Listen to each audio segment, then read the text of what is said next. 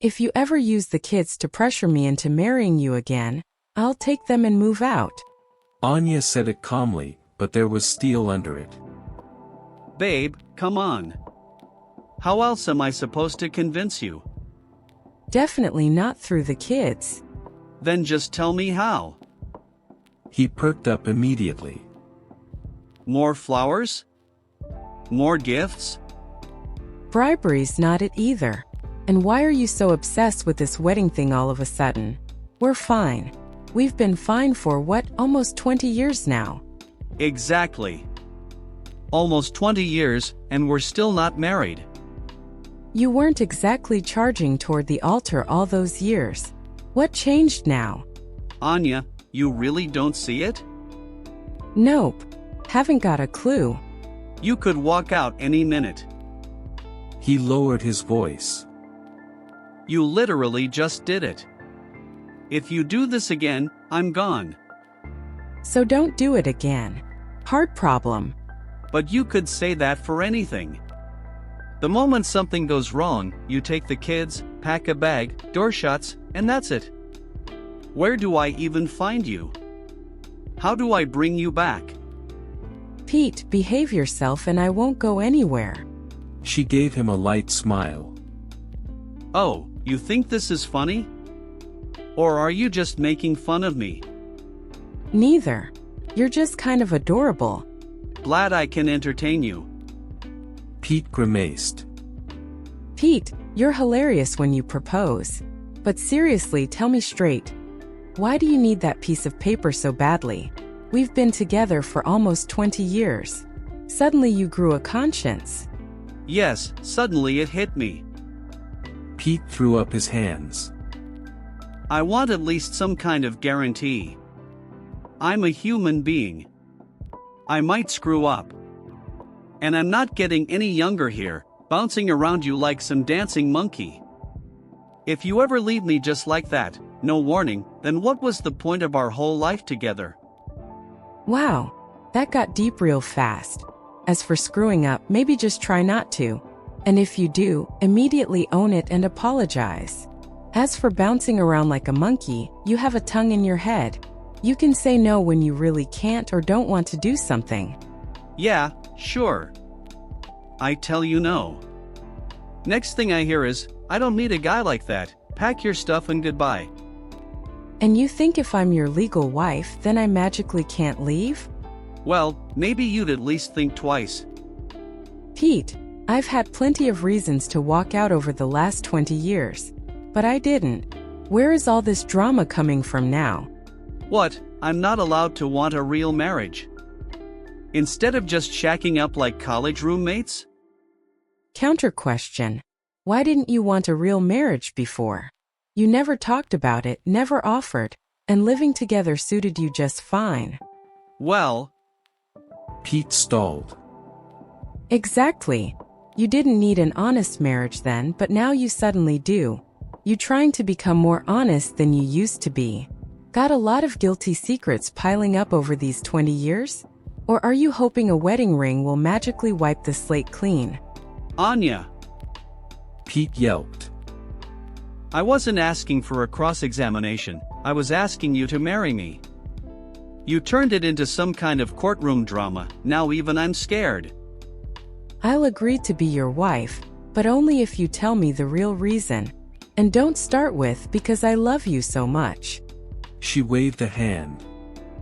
20 years, Pete. That's already proven.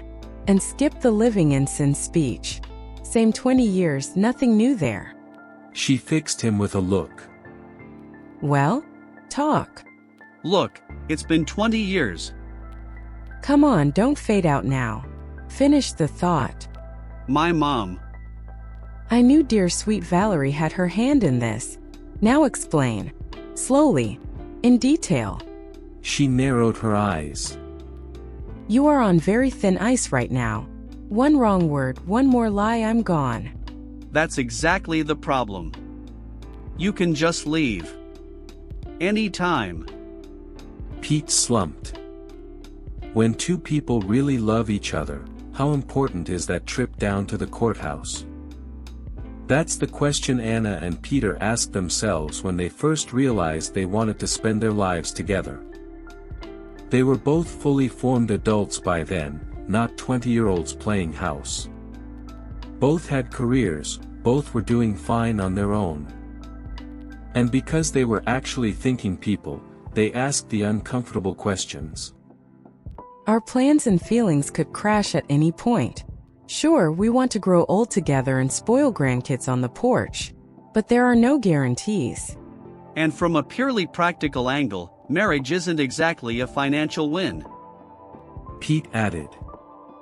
Right now, on paper, we're two separate adults with our own obligations.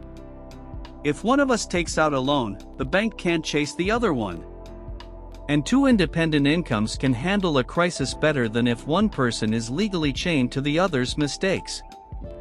As for housework, we're grown UPS. We can divide it fairly without the state's help.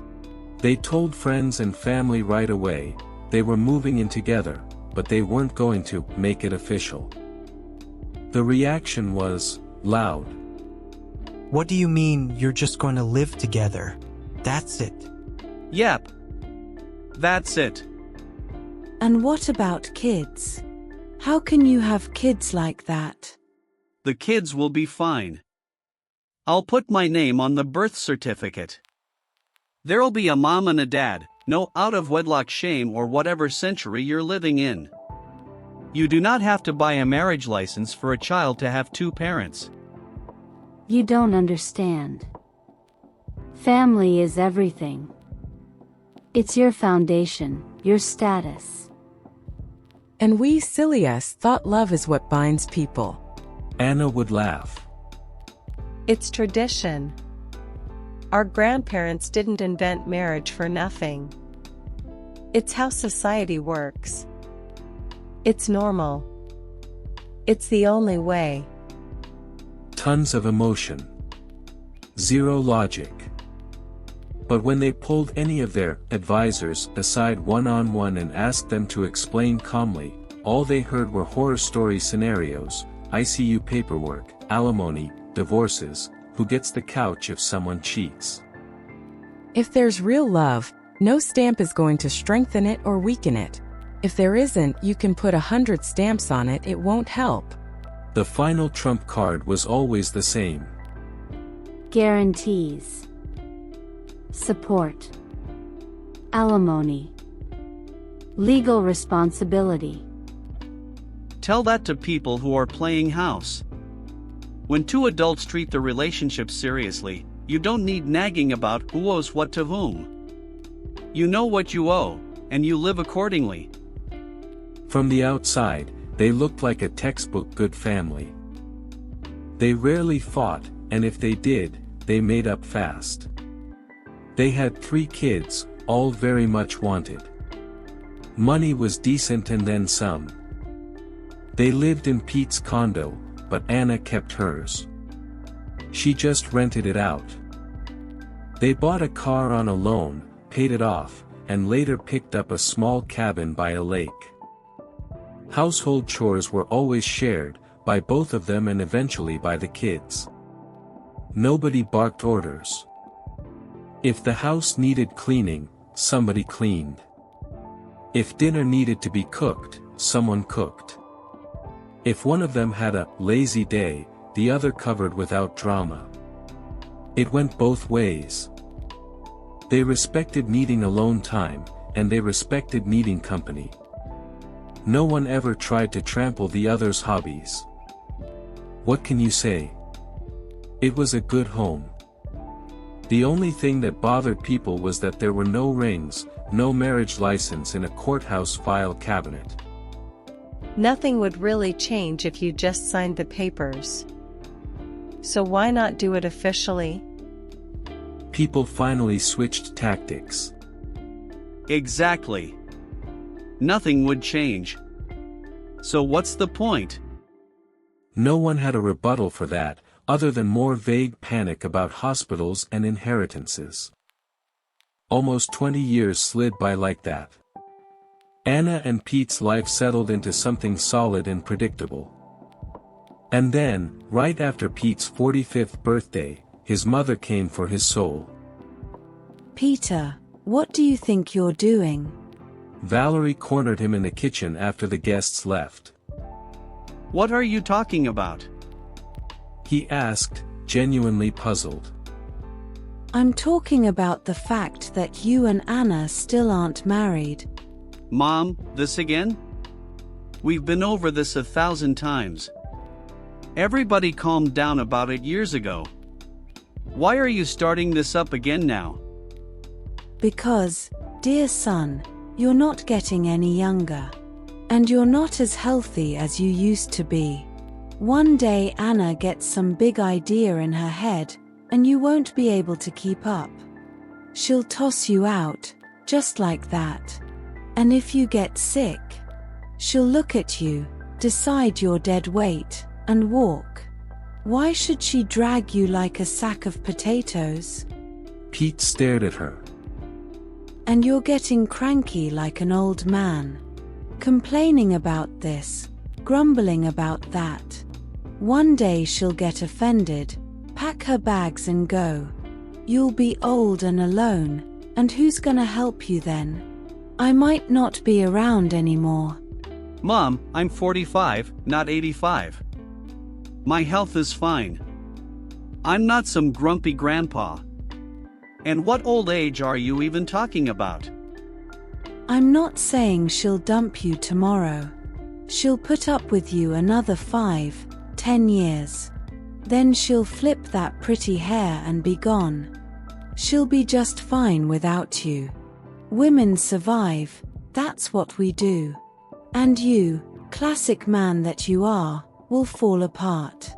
And I might already be in my grave by then, so who's gonna pick you up? Mom, seriously. Pete murmured, hurt. Seriously is right.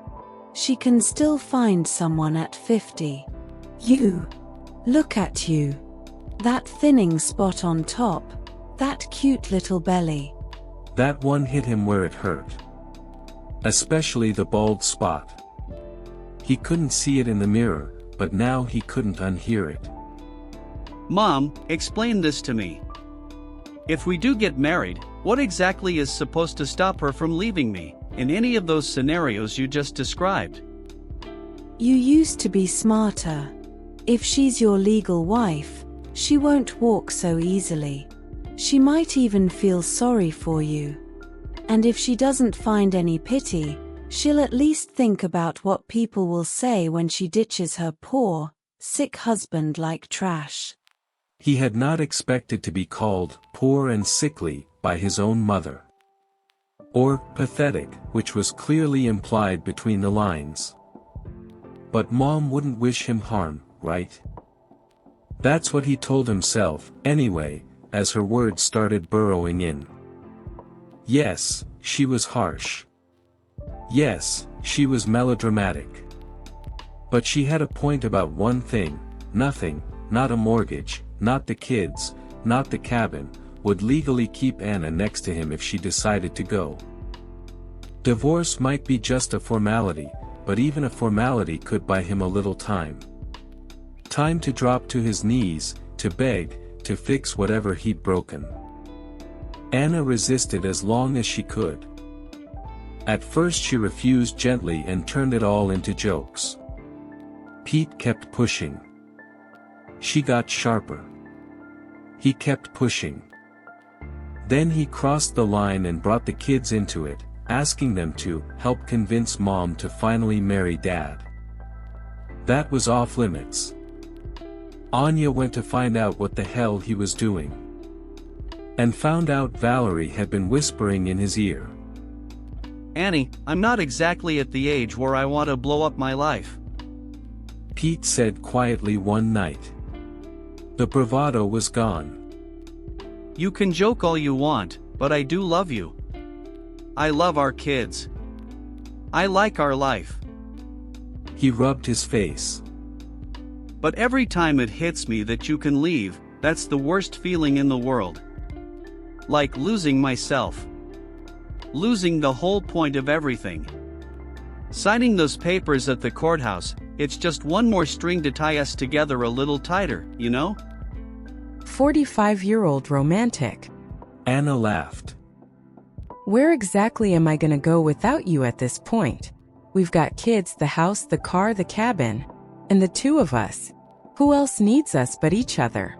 Don't sell yourself short. I'm already on the downhill. You've still got plenty of miles left. Wow, you still haven't learned how to give a compliment. Anna said, wrapping her arms around him. Fine. I'll do it. I'll marry you. But only on one condition. She poked a finger lightly into his chest. You behave. Or I'll divorce you. In the end, they did the whole thing. Courthouse, signatures, slightly awkward reception at a rented hall, even a tacky plastic bride and groom glued to the hood of their car because Valerie insisted. No one ever seriously mentioned divorce again. And the brand new mother-in-law crossed herself and murmured under her breath. Thank God. I finally got him married off. Now I can die in peace.